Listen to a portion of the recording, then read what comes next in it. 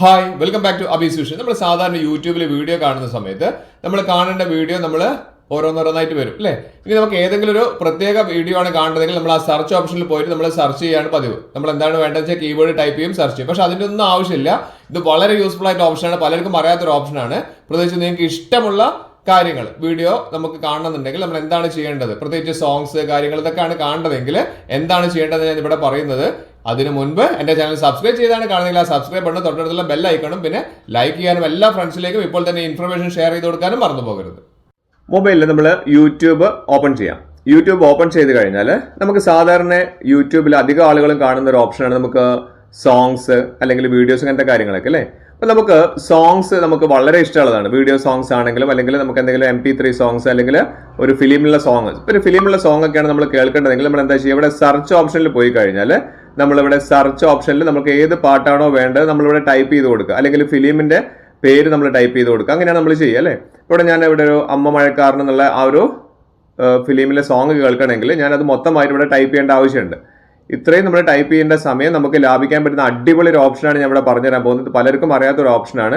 Video songs അല്ലെങ്കിൽ songs ഇഷ്ടമില്ലാത്ത ആളുകൾ ആരും ഉണ്ടാവില്ല അല്ലേ. ഇപ്പോൾ ഇവിടെ ഞാൻ ഇത്രയും ടൈപ്പ് ചെയ്ത് ഇത്രയും സമയം പോക്കിയിട്ടാണ് എന്ത് ചെയ്യുന്നത്, ഈ പറഞ്ഞിരിക്കുന്ന സോങ് ഇപ്പം സെർച്ച് ചെയ്യാൻ പോവുകയാണ്. സെർച്ച് ചെയ്യുന്ന സമയത്ത് ആ ഒരു സോങ് ഇവിടെ ഡിസ്പ്ലേ ആവുന്നുണ്ട്, കണ്ടില്ലേ. ഞാനിവിടെ ജസ്റ്റ് ബ്ലർ ചെയ്ത് വെച്ചിട്ടുണ്ട്, സ്ട്രൈക്ക് വരാതിരിക്കാൻ വേണ്ടിയിട്ടാണ്. പക്ഷേ നമുക്ക് ഇതിൻ്റെ ഒന്നും ആവശ്യമില്ല. നമുക്ക് രണ്ട് ഓപ്ഷൻസ് ഞാൻ പറഞ്ഞുതരാം. ഒന്ന്, നമ്മളിവിടെ സെർച്ച് ഓപ്ഷനിൽ ഇവിടെ നമുക്ക് തൊട്ടടുത്തൊരു മൈക്കിൻ്റെ ഒരു ഐക്കൺ കാണുന്നുണ്ട് അല്ലേ.